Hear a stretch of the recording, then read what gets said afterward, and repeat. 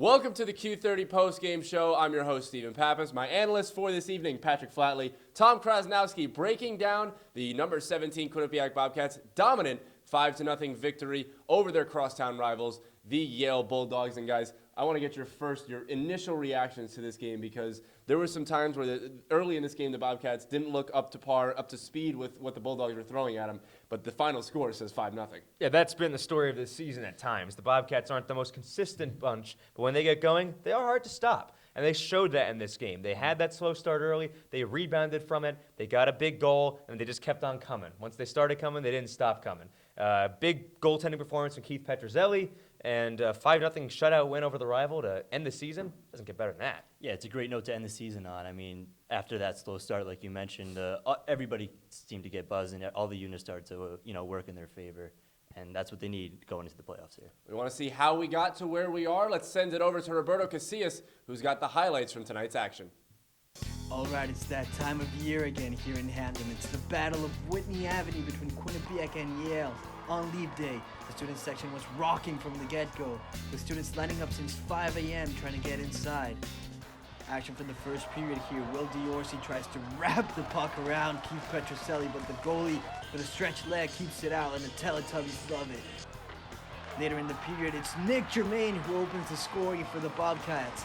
Fantastic goal here by the senior captain.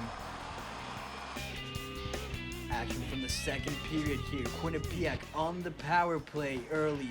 And it's Wyatt Bongiovanni with his 15th goal of the season, the one-timer to the back of the net. And the place is going crazy.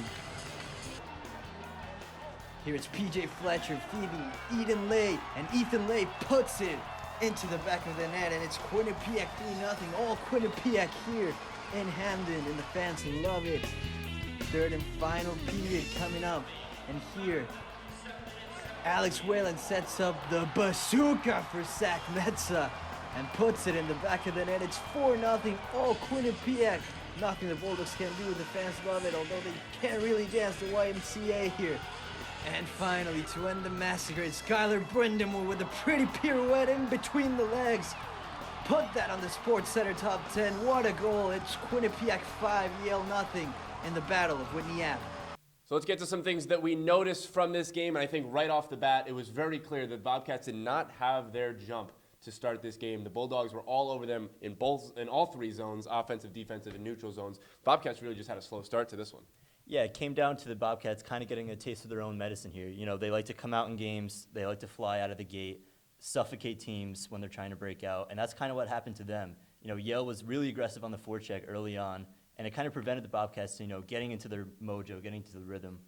And, on the power play there, it kind of shifted. Yeah, I think that power play was huge. They didn't get a power play chance in the first period. They finally had to wait till the second. When they got it, they didn't look back. That unit got going again. But the slow start, the team, it's at its best when it's able to use its speed. And players like Peter DeLibertori and Odin Tufto are being able to race through the neutral zone and try these long stretch passes or all these other plays. But they weren't able to do that against Yale. But fortunate power play and lucky setup, and the game turned around. Yep. You mentioned the turning point. That power play was the turning point in this game. Our very own Patrick Flatley has the breakdown on that power play. A slow start, but Quinnipiac hit its stride here on this power play in the second period, and it all starts right here on this developing play. So watch Whalen see the play developing. He's going to make a turn for the corner. Tufto gets his eyes up, and we're just lucky to witness a perfect textbook cycle right here.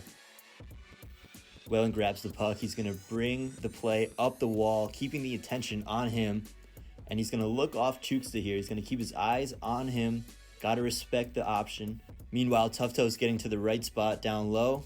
Whalen hits him, and without hesitation, he makes a step towards the net. All four Yale players facing Odin, and they're not going to find out about Wyatt Bongiovanni backdoor until the puck is in the back of the net. Listen to Whalen talk about how important that goal was. I think that power play to start the second kind of helped us. We went out there and we were in between periods, we were like, we got to get one here. We didn't have a great first, so if we get one early in the second, we'll be able to jump them after that, and that's kind of what happened.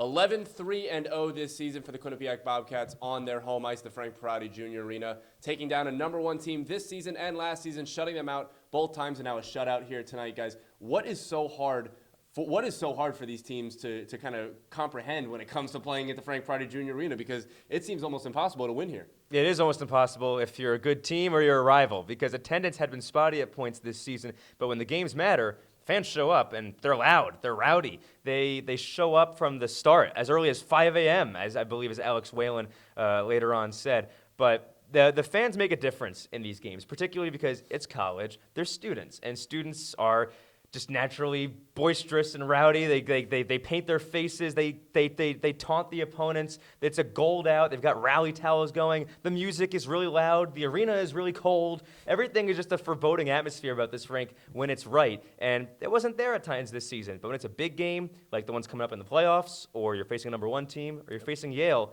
the fans show up, and I really do think they make a difference.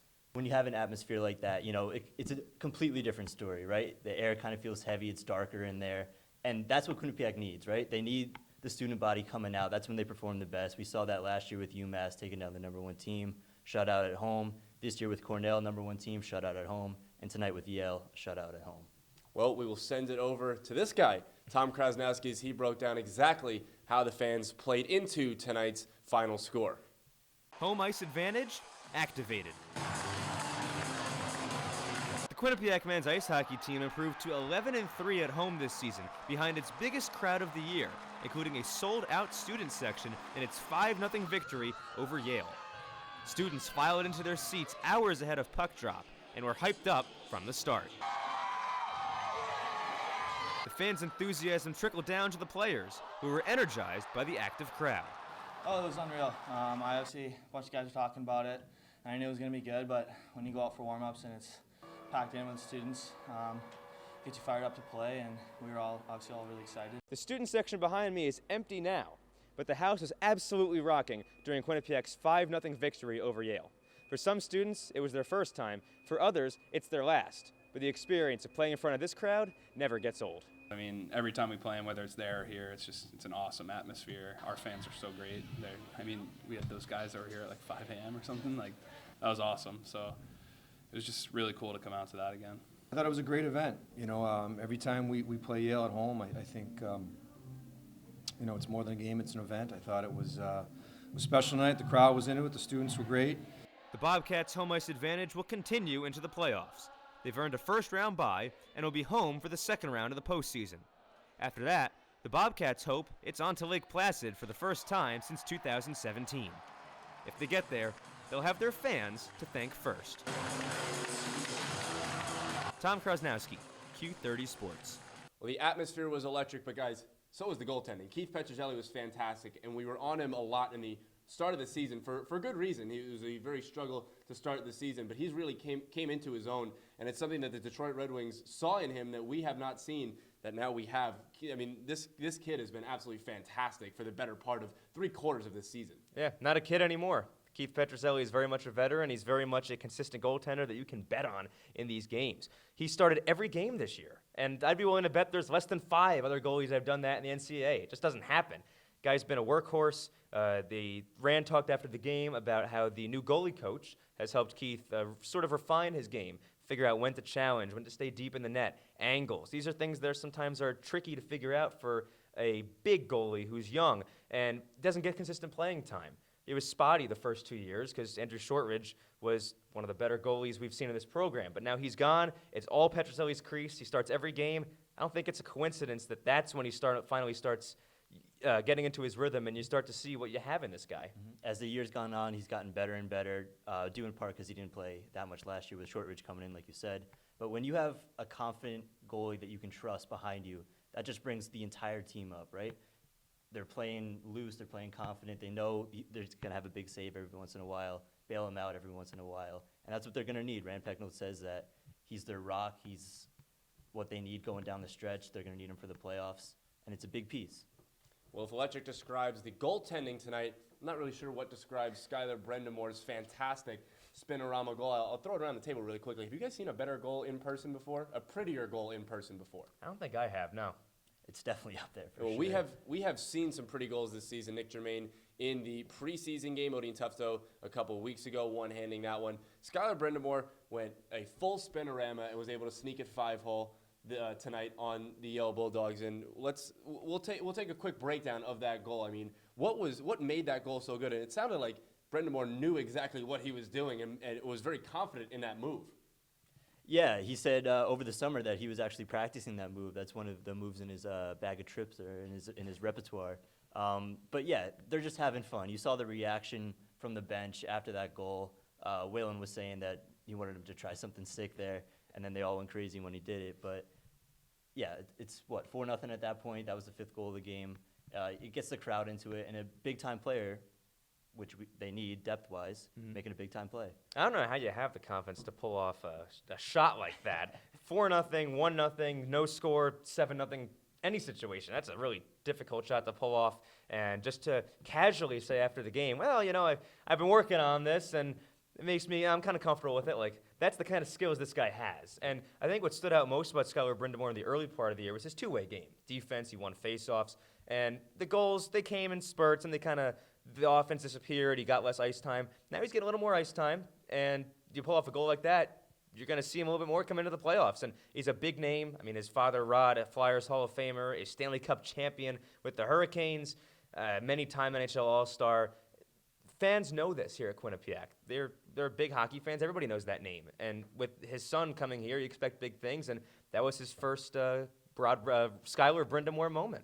Yes, it was. Let's take a look now as the regular season comes to an end tonight, where the teams in the ECAC Hockey Conference match up. The guys getting the byes: Cornell, Clarkson, Quinnipiac, and RPI. We live in a world now where RPI is getting a first-round bye, so that leaves us with the teams that did not get a bye and do have to play next weekend.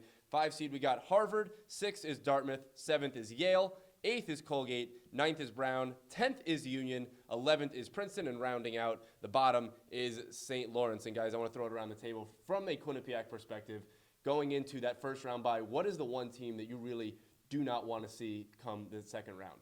I think it might be Brown, just because of the history they've had with Quinnipiac. They've only won, I think, 2 out of the last 6 matchups. That includes a playoff series that didn't go the Bobcats' way at home for Quinnipiac, so they're kind of in their heads a little bit. They didn't play them great last night out there.